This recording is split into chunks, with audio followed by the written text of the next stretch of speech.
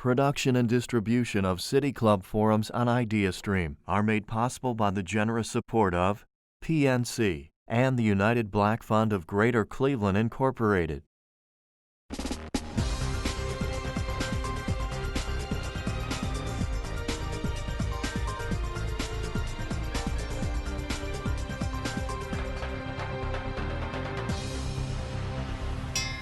Hi, I'm Dan Malthrop, Chief Executive at the City Club. This week, we're doing something a little different. We want to share with you something we've been working on for the past few months. It's a program called Democracy Unchained. Since September, we've been putting out a weekly program of interviews and presentations all about what different people think our democracy needs right now to make it stronger and more resilient. The idea for this series of programs grew out of a conference on the state of American democracy. That was back in 2017 in Oberlin, Ohio, when we were all trying to just understand what was happening to our nation. Then in 2019, we collaborated with some partners on a book on the same topic. And that book was called Democracy Unchained: How to Rebuild Government for the People. A few months ago, we started working with those same partners to do what we do: convene conversations of consequence that help democracy thrive. We've heard from some leading writers and thinkers, advocates and theologians on voting rights, on the influence of money in politics, on state-level governance, and also on the moral foundations of democracy.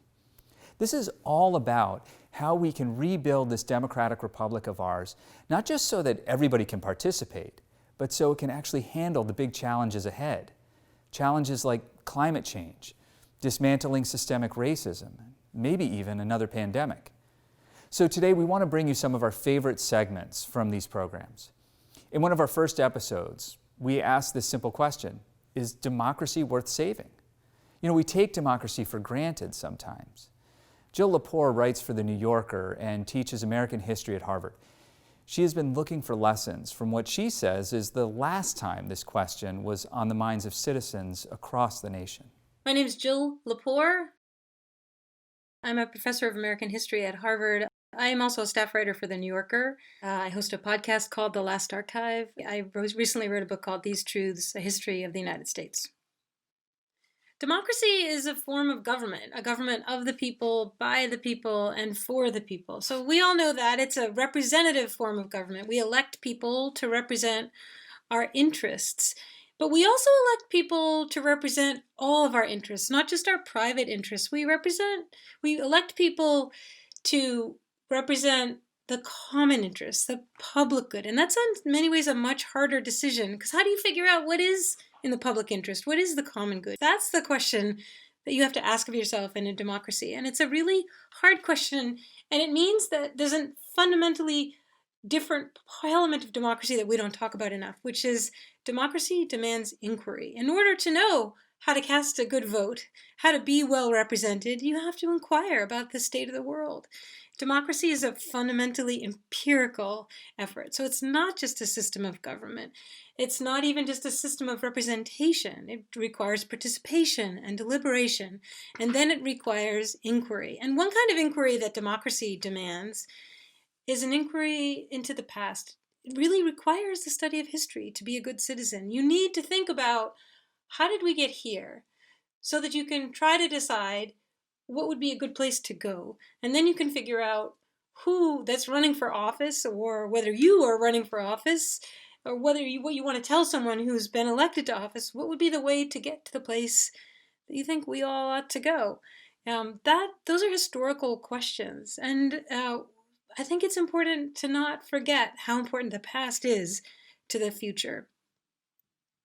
That is a system of knowledge on which our system of rule depends.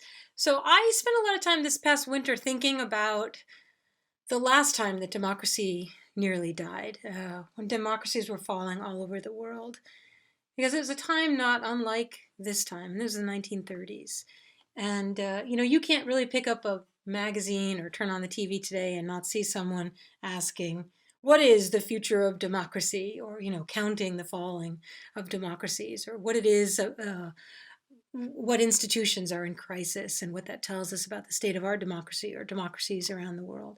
But the same thing was true in the 1930s when people saw fascism on the rise and communism on the rise and wondered whether a liberal state, a liberal nation state that guarantees constitutionally the equal rights of its citizens, whether it always delivers on that promise is another question, and a really important one. But those guarantees, whether that could endure the economic devastation and the crisis of the 1930s and the Great Depression. Mussolini said the liberal state is destined to perish in the 1930s, that all the political experiments of the day were experiments in authoritarianism.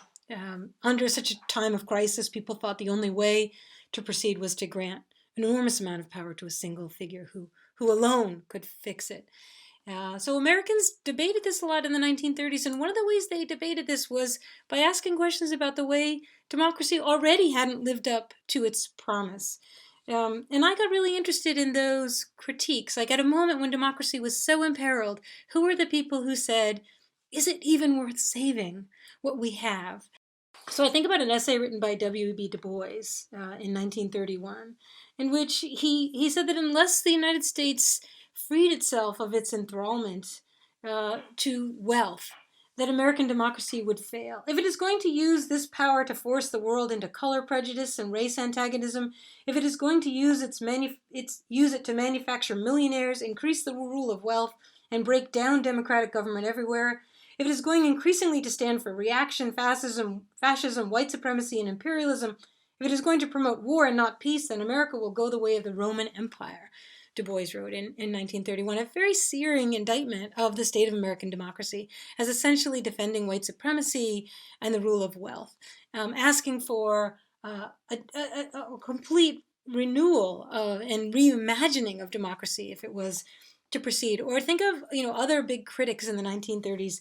In 1936, the great historian Mary Ritter Beard warned that American democracy would in vain fight its ruthless enemies: war, fascism, ignorance, poverty, scarcity, unemployment, sadistic criminality, racial persecution, man's lust for power, and woman's miserable trailing in the shadow of his frightful ways, unless Americans could imagine a future democracy in which women would no longer be barred from positions of political leadership.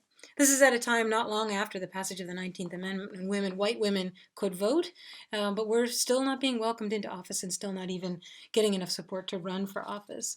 So the thing that I think is really important to remember about that historical inquiry is one of its lessons is that the best way to strengthen a democracy is in fact to criticize it. That democracies depend on that kind of criticism. That democracies rely upon dissent, even in times of crisis.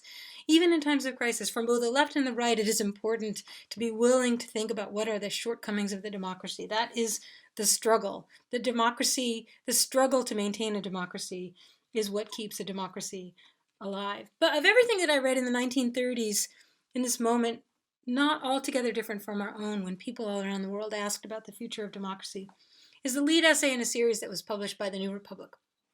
In 1937, the New Republic started publishing a series called The Future of Democracy. And they asked each of the contributors, do you think that political democracy is now on the wane? And my favorite essay is the first one by an Italian political philosopher who objected to the question. And he said, to ask whether political democracy is on the wane he says, I call this kind of question meteorological. It's like asking, do you think it's going to rain today? Had I better take my umbrella? When in fact, the problem is that political problems are not like the weather. They're not external forces beyond our control. We make the weather. You don't look outside at this political storm that's going on in the United States and around the world right now and say, do I need to wear a rain hat or my parka? Do I need an umbrella? Your job as a citizen in a democracy is to realize we have made that weather. Your job is to go out there and stop the rain. For our republic to thrive and to be truly inclusive, we're going to have to face some of the realities of our founding, the taking of land from indigenous people and chattel slavery. Now, the idea of reparations can be hard for some to conceive of, but what if it's been done before? In our fourth episode, writer Bakari Kitwana moderated a conversation with advocate Dr. Amilcar Shabazz and attorney Deidria Farmer-Pailman, who Kitwana called one of the unsung heroes in the push for reparations. Deidria, I want to bring you into the conversation. You, in my mind, are one of the unsung heroes of the reparations movement, who often gets overlooked bringing these significant cases that resulted in $20 million settlement from American corporations in regards to reparations. Tell us, what do you feel is the significance of this recent bill? From a media perspective, I think the discussion of reparations that we were able to hear during the hearings was an opportunity to educate the public more about the history of slavery and what in general we feel is owed. I mean, of course, the bill is about studying and the impact of the transatlantic slave trade and slavery on the slave descendants and descendants of enslaved Africans. So we were able to at least begin that discussion again. And once again, you know, we've been talking about this issue for quite a number of years, and I feel that this discussion during the hearings was a great media blast. There were great media personalities: Danny Glover, Ta-Nehisi Coates, quite a number of, you know, very well-known people sat on the panel and gave voice on the issue. And so if anytime we can stir up a discussion around this issue, it's better for the public and for all of us. Deidre, if you can, and I say unsung because I feel like in many ways what you did brought the conversation and the impact of reparations into a reality that we've never seen. So if you can, talk about how you got involved in this reparations movement and talk a little bit about the cases.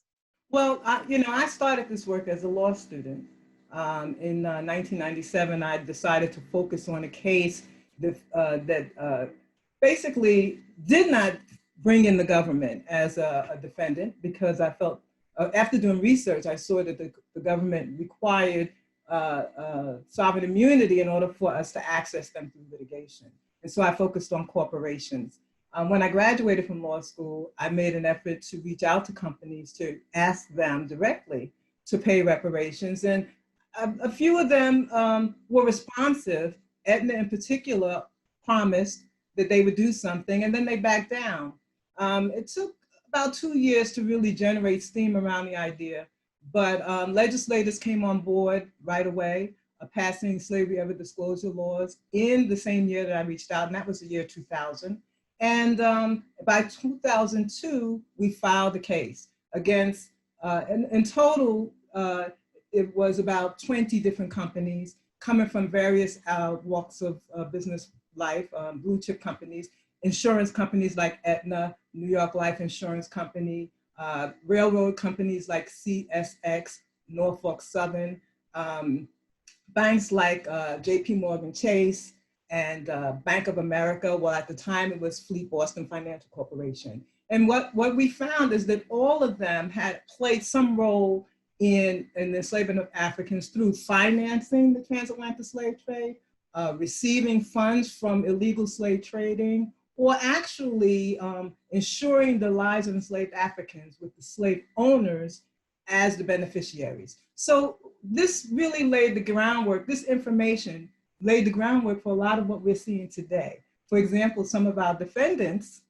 for Lloyd's of London, for example, has recently come forward without even being provoked, but afraid of what we're seeing with movements in the street, democracy in action, Black Lives Matters, expressing their demand for justice overall. And they've come forward concerned that they will be basically torn down by the demonstrators, and they are offering to give something, to pay reparations in some kind of form. Can you talk a little bit about some of the specific ties?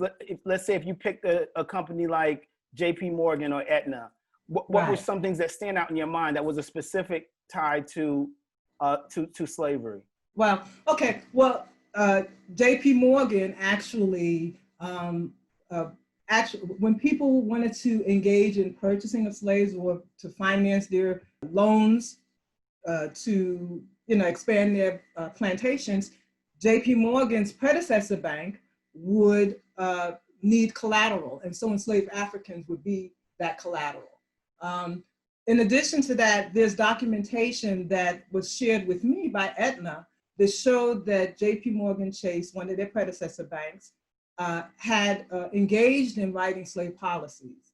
A company like New York Life Insurance Company, of their first 100 slave policies, 1/3 of them were written on the lives of enslaved Africans. And what this did was it allowed the employment of enslaved people in ultra hazardous capacities. You know, at a certain point, the slave trade closed. And so, you know, you could not get new humans transported into the United States. And so the value increased in the person. And so these slave policies were important to keep industry going. For example, like coal mining.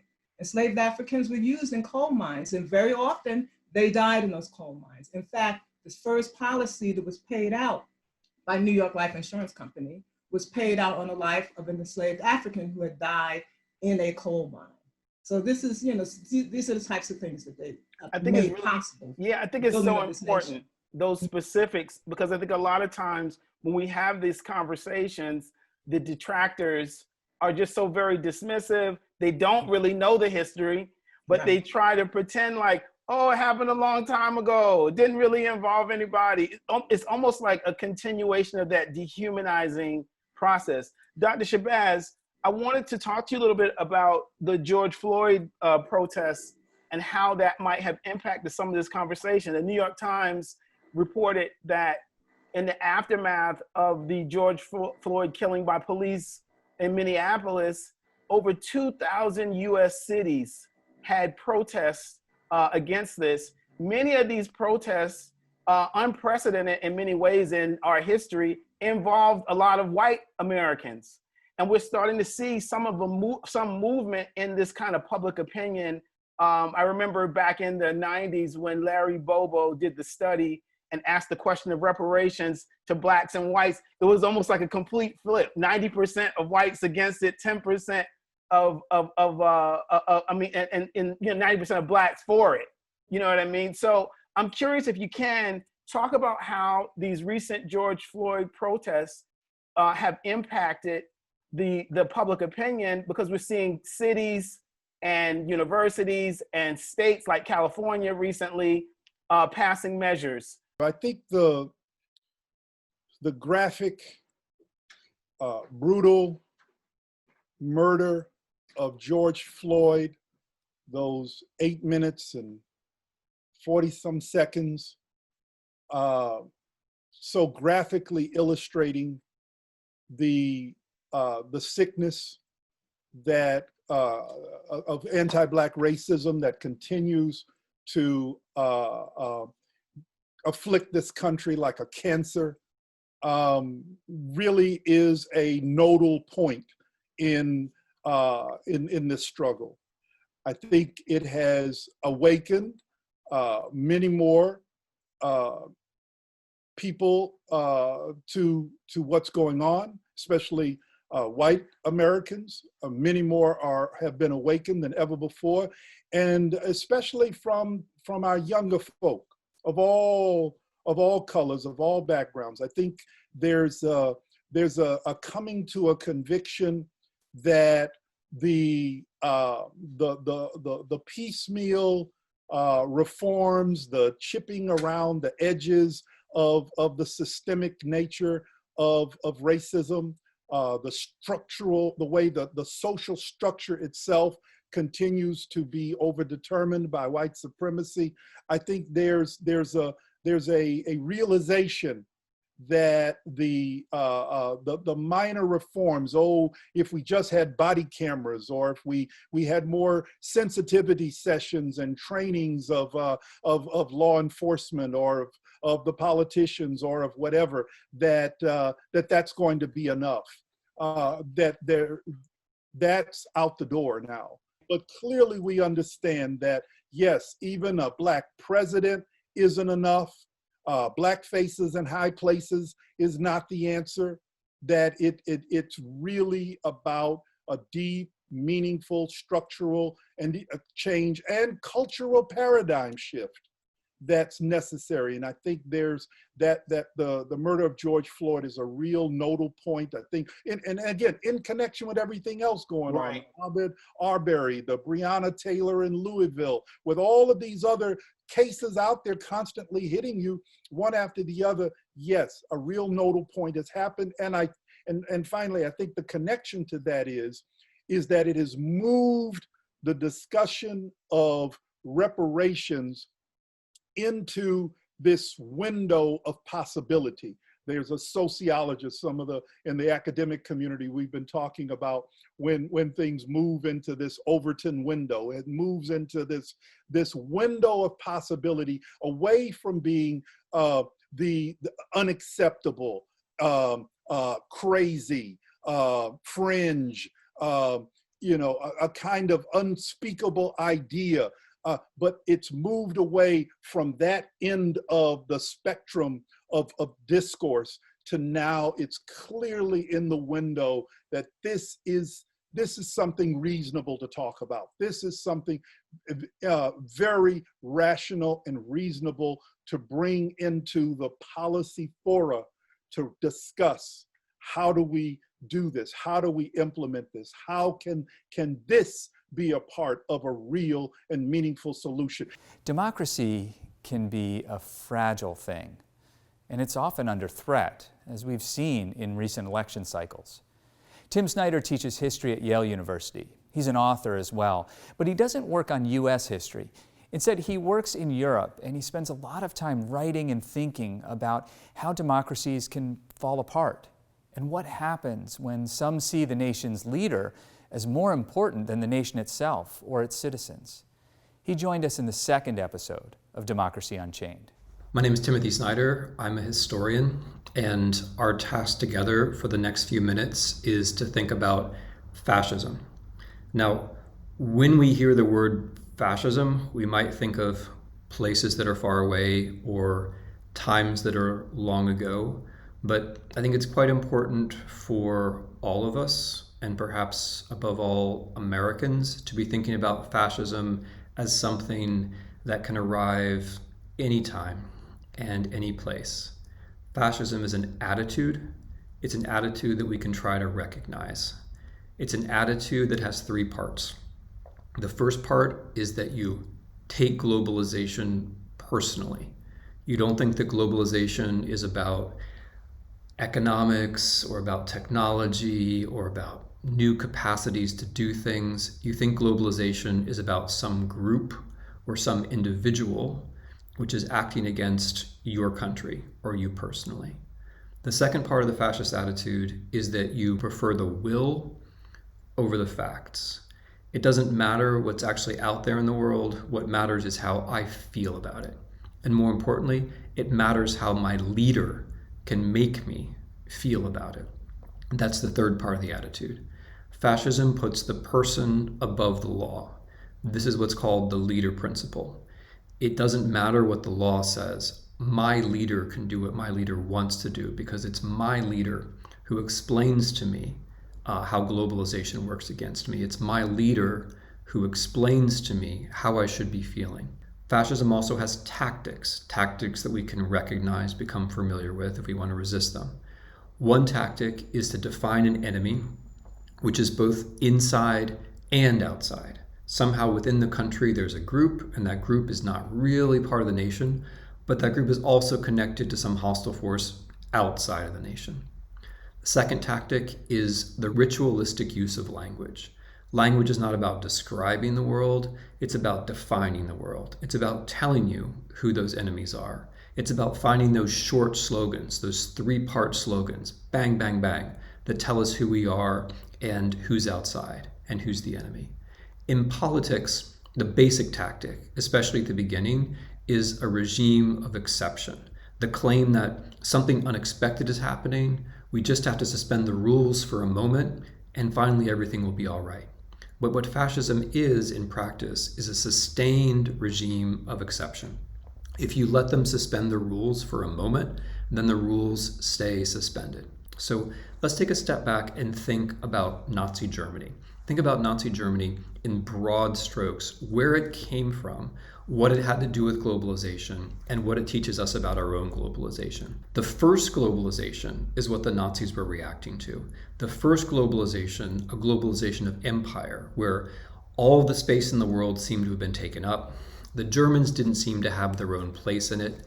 Hitler's basic argument in Mein Kampf was to say, aha, there's no space left for us. We're like a species that doesn't have a habitat. We have to struggle. In other words, Hitler defined an ecological disaster. He defined politics in ecological terms. And he wasn't entirely wrong. It was a much riskier world back then. Hunger was much more present back then, even for relatively prosperous societies.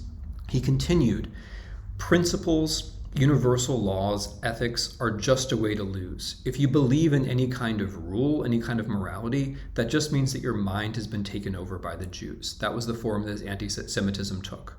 His answer to this challenge is what he called Lebensraum, living space. We have to treat ourselves like a species. We have to behave heartlessly, ruthlessly. There are no rules. There are no laws. There is no ethics. We have to survive, and therefore everything is justified. We have to take land from others.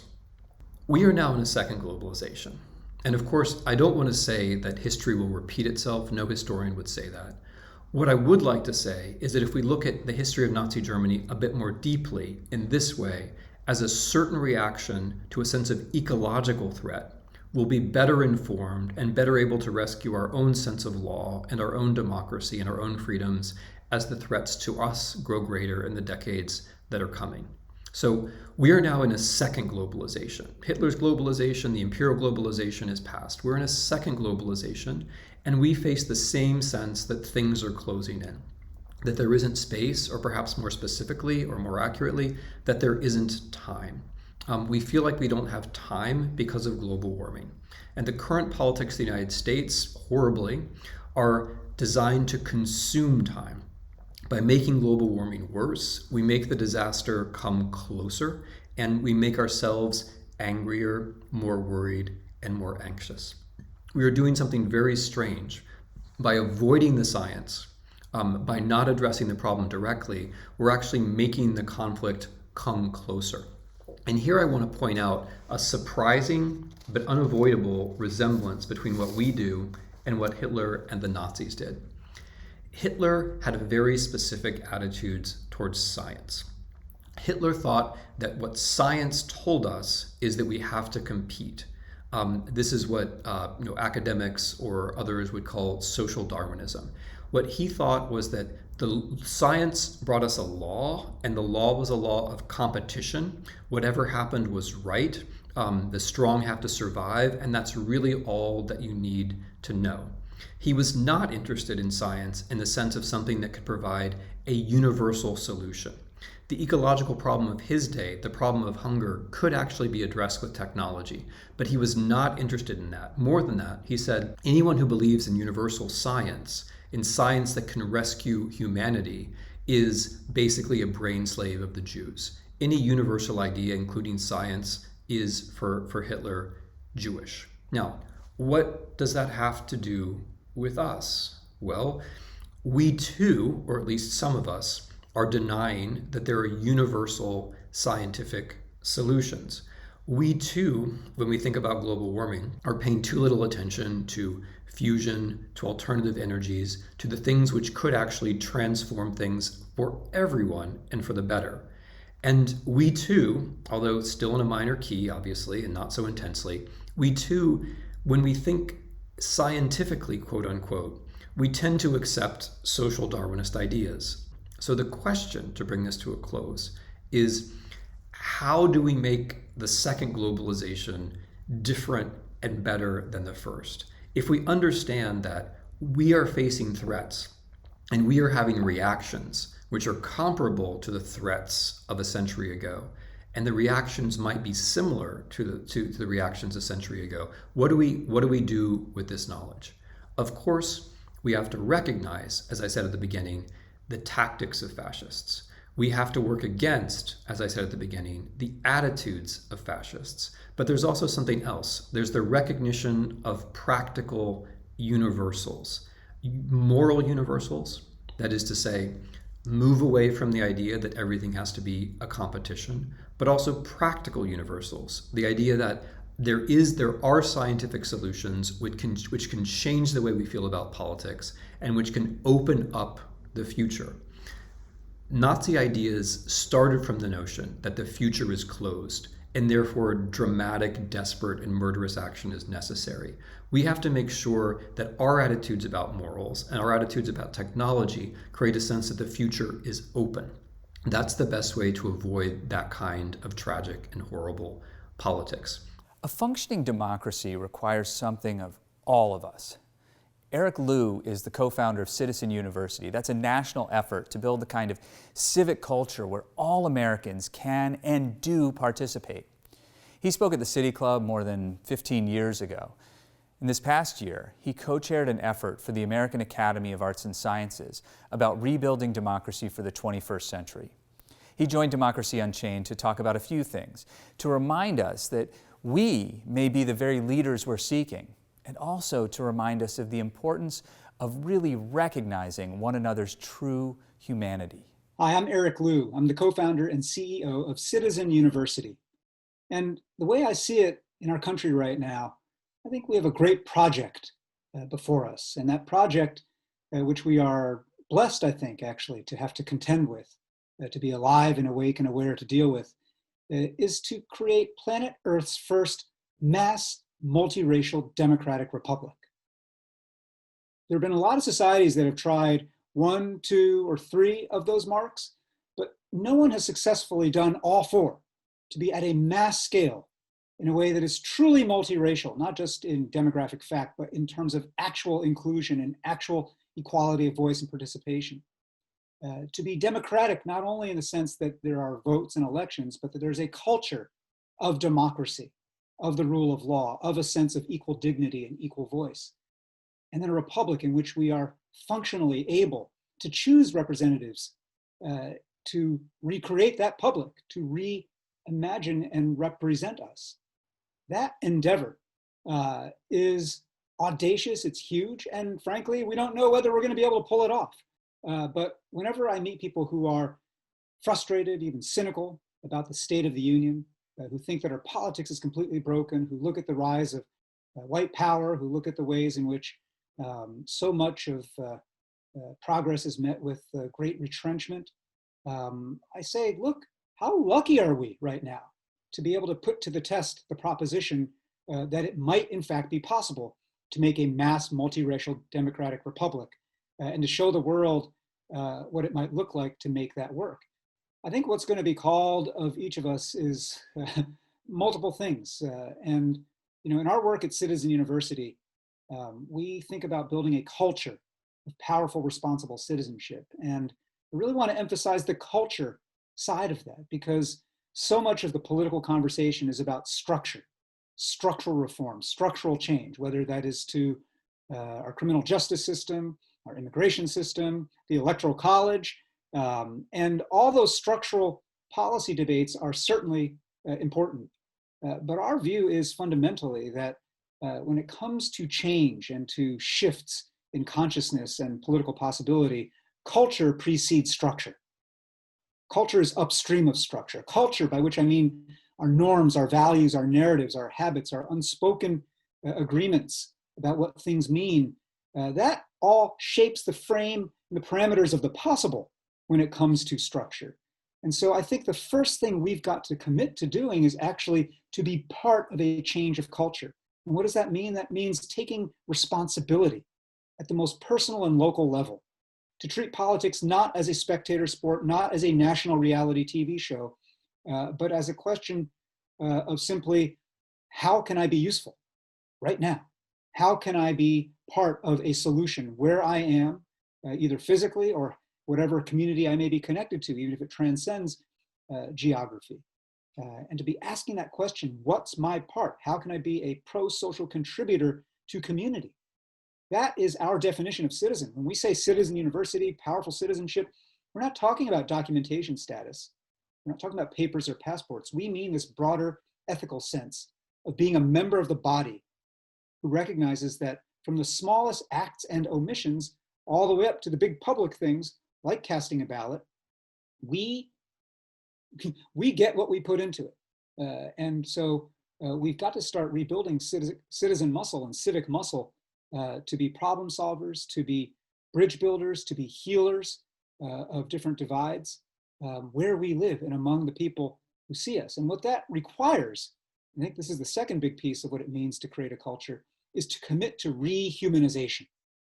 We have a politics that relentlessly, as a matter of incentives in the political business and incentives in the media business, relentlessly demonizes and dehumanizes us. We do not see each other anymore. We see proxies for talking points. We see avatars for an enemy worldview. And we've got to learn, again, how to rehumanize. And that starts with recognizing our own frailty, our own complexity, and imagining that it might be possible that that other person who we detest right now is also frail, is also complex. And unless we do that, we're just going to be in a continual, perpetual, either ping pong game or trench warfare of partisan politics. And I think that piece of rehumanization is crucial. But the third and the final piece of creating this culture is to get literate in power, to understand that if you want to start taking responsibility, if you want to start rehumanizing people, then pretty quickly a certain word should evaporate from your vocabulary, and that word is they. The idea that, well, who decided this? They decided this. I can't believe they decided to stop counting votes. I can't believe they decided that there should only be one polling place in the entire district or state. I can't believe they decided to cut bus service during a pandemic. I can't believe they decided not to ensure that frontline workers have all the PPE they need. We have a deep epidemic of illiteracy in power in the United States. And when you don't really understand who's deciding and what's going on, you default to they. But there is no they. There's only we, various permutations of we. And we have a responsibility to become fluent and literate in power, to understand just what the answers are to the central question of all civic power, which is who decides. And so if we want to build this mass multiracial democratic republic, we've got to be able and willing to start taking more responsibility, to start rehumanizing each other, but also to understand power and the way that power is allocated and hoarded and can be recirculated if we start showing up in different ways. One of the things about democracy that you come to understand in a fragile, fractured moment like this is that democracy works only if enough of us believe democracy works. It's that simple and that complicated, that there is no magic constitution, there's no beautiful set of words that will suddenly make democracy work, that it is a millionfold mutual agreement among all of us to say that, yeah, this thing means something, this thing is legit. And in quote unquote normal times, you don't pay attention to the ways in which that millionfold mutual agreement is unfolding. But in times like this, where people are opting out of that, where people are out of cynicism or anger or sense of justified betrayal, are saying, you know what, screw this system. This system is so rigged. I do not believe anymore that democracy can deliver.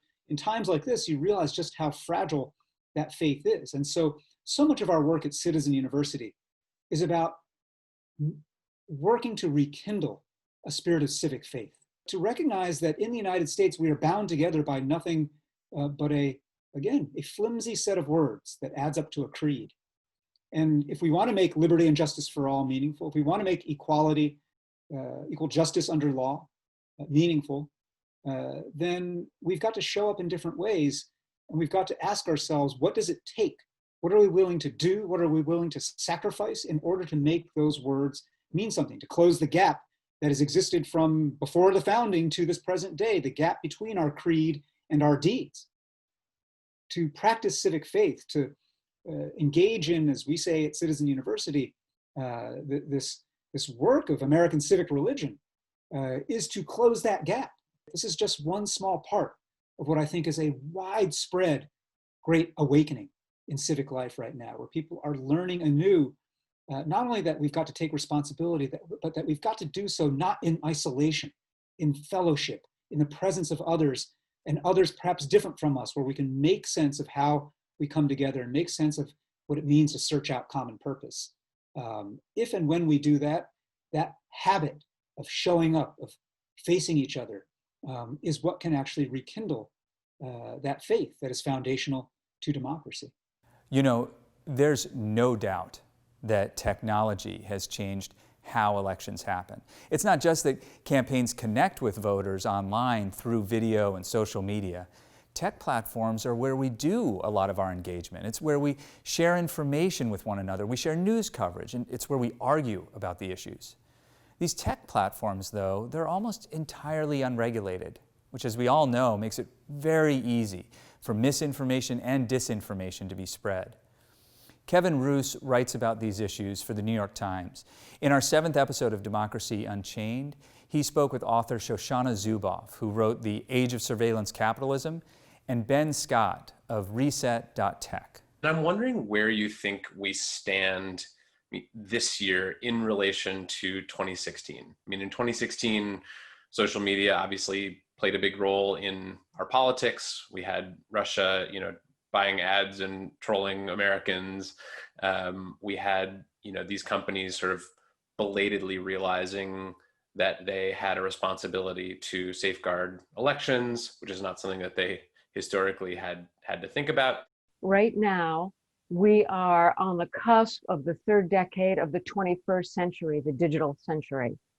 But we are marching naked into this century without the charters of rights, the legislative frameworks, the regulatory paradigms, and the new institutions that we need to assure that this century is compatible with democracy, that the digital future fulfills the aspirations of a democratic people.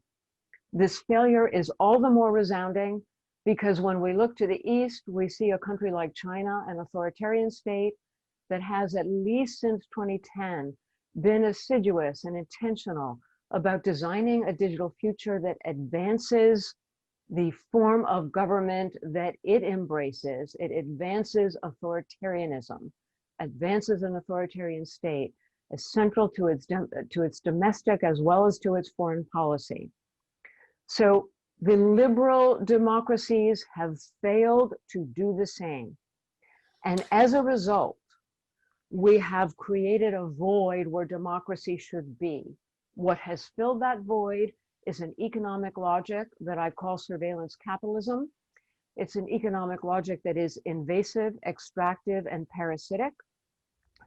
And the bottom line of this economic logic, it takes our private experience, it translates it into behavioral data for processes of manufacture and sales.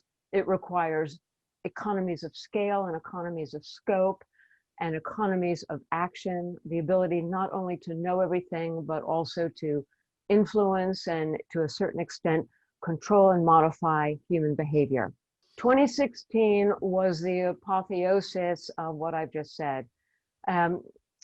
In London, just a few weeks ago, in the UK, on the Channel 4 investigative news team aired 2 nights of their very important, really frontier-making investigations of the Trump campaign in 2016.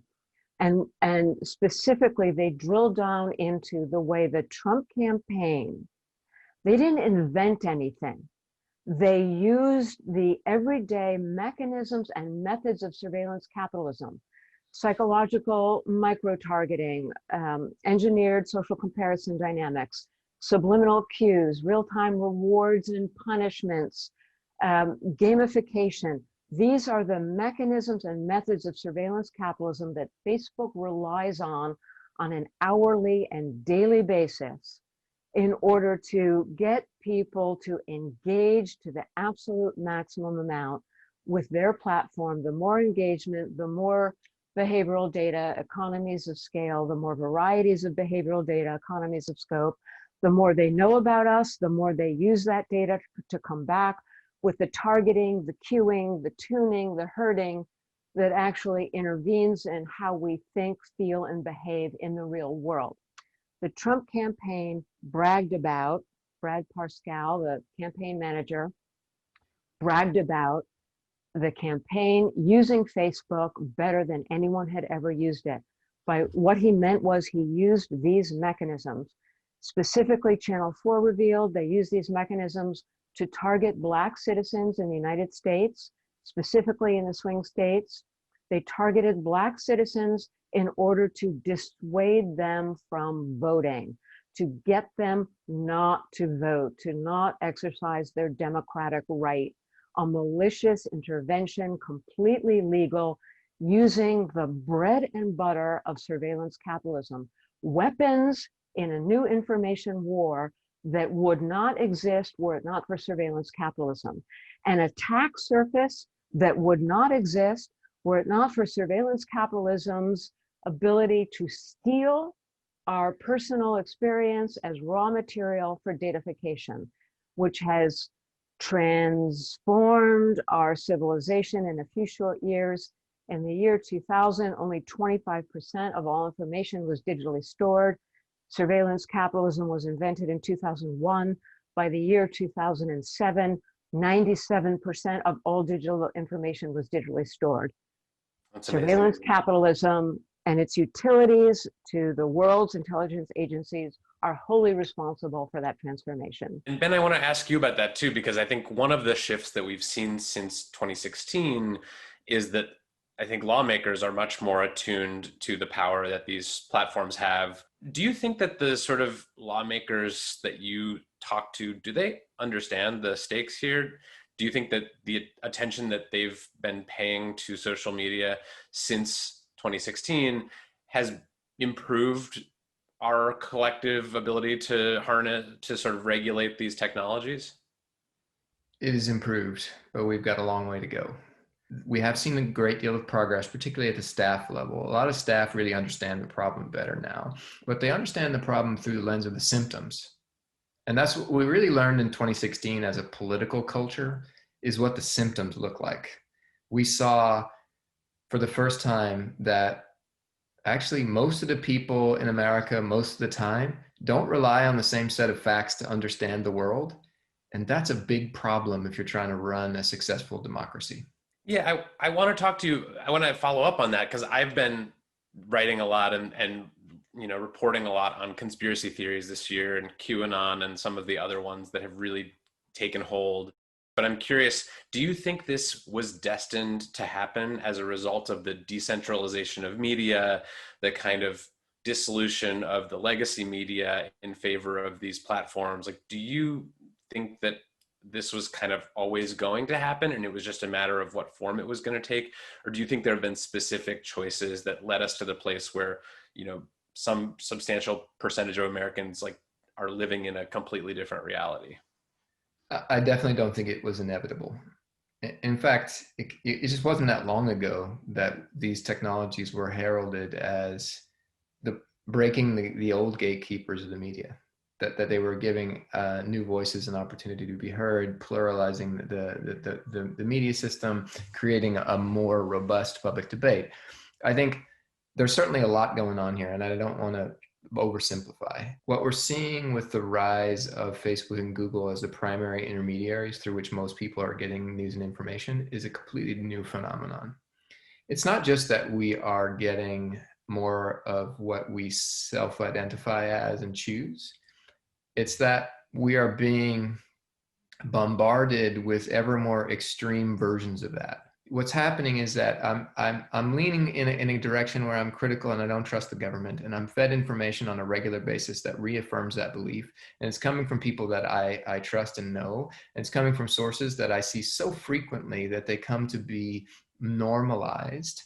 And over time, my attention begins to wander. And so the algorithm of Facebook or YouTube begins to give me a little bit extra, a little bit of a sharper dose of what I had before.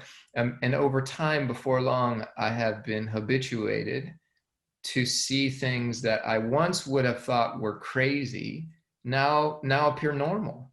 we've always had crazy in the media system. There's always been fringe views, but those fringe views have not been dragged to the mainstream and amplified in ways that blew them up way out of proportion to what they actually are representative of people in the real world. And it's a self-fulfilling prophecy. You take something that's fringe, you blow it up out of proportion, and pretty soon people are like, well, maybe that is normal. It looks like everybody's talking about that. It must be normal. It must be something that people are believing in. So therefore, if I believe in it, I'm not a crank. For our final segment, we return to where we began, with our first episode, looking at the moral foundations of democracy, the way that choosing democracy is actually a moral choice, right? What I mean by that is, it's a choice we make to put the best interests of the community ahead of our own self-interest.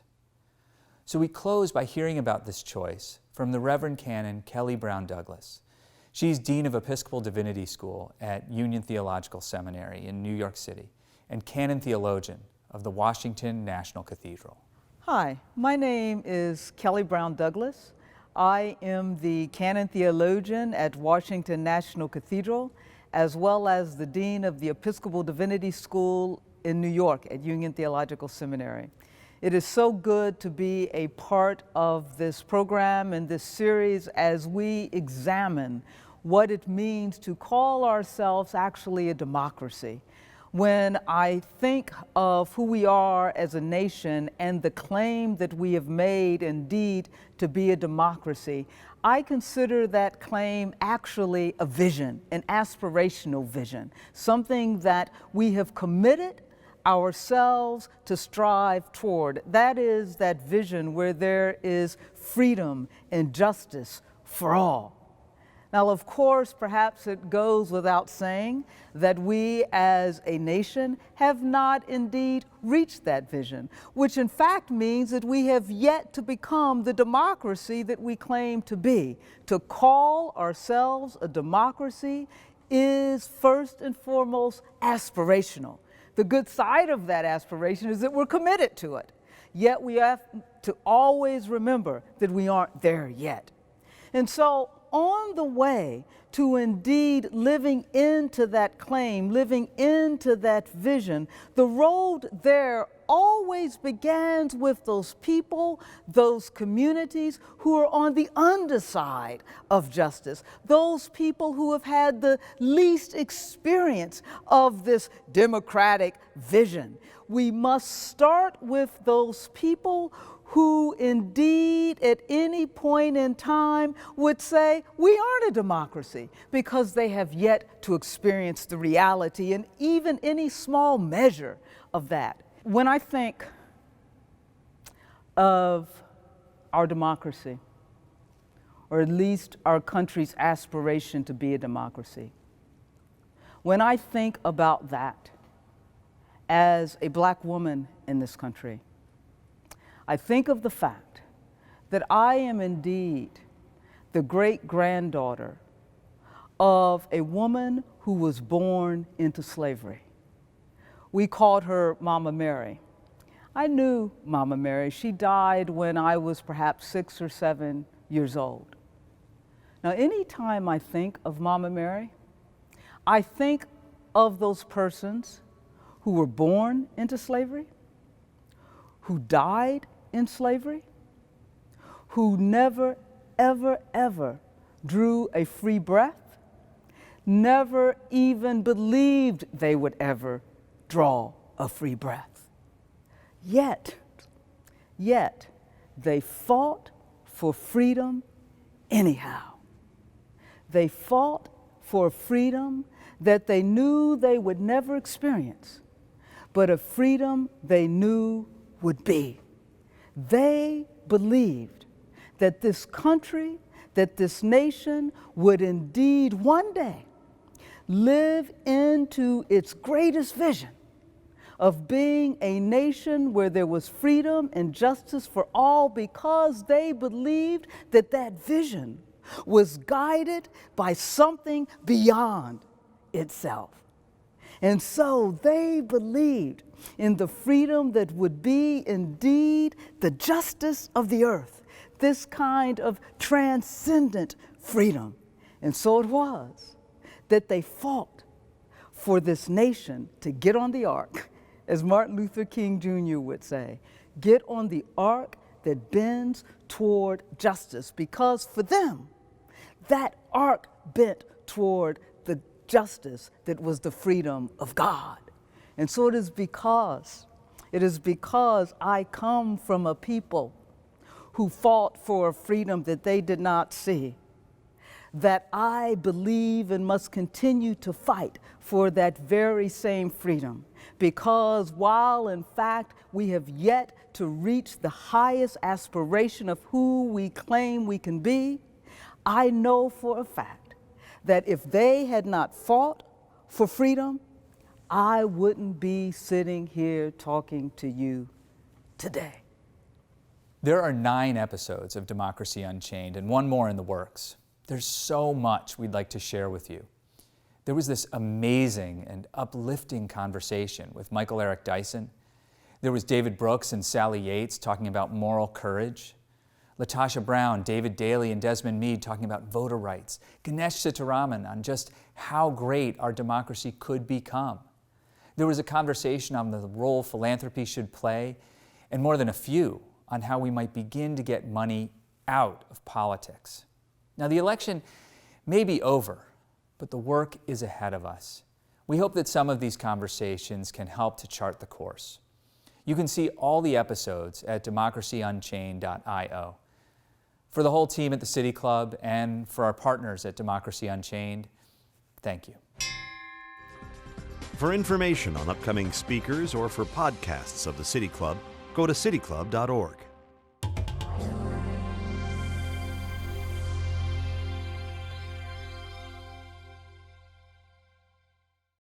Production and distribution of City Club forums on IdeaStream are made possible by the generous support of PNC and the United Black Fund of Greater Cleveland, Incorporated.